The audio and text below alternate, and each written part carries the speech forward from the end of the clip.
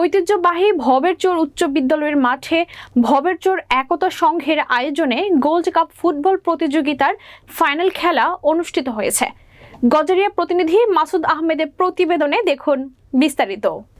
শুক্রবার বিকালে ফাইনাল খেলায় অংশগ্রহণ করে ভিটিকান্দি ডায়মন্ড ক্লাব এবং বক্তারকান্দি এক ঝাঁক পায়রা ক্লাব। উত্তেজনাপূর্ণ খেলাটি 1-1 গোলে সমতা হয়।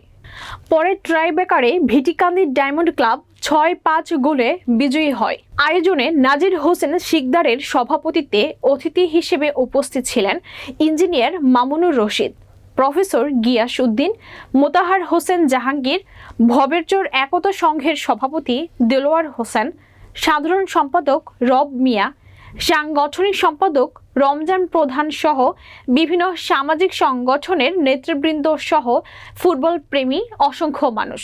অনুষ্ঠান শেষে উভয় দলকে পুরস্কার বিতরণ করা হয়।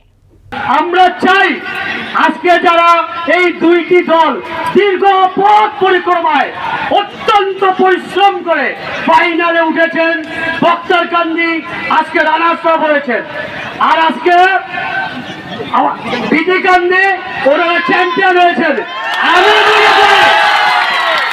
আমি মনে করি আমরা সকলেই চ্যাম্পিয়ন হয়েছি।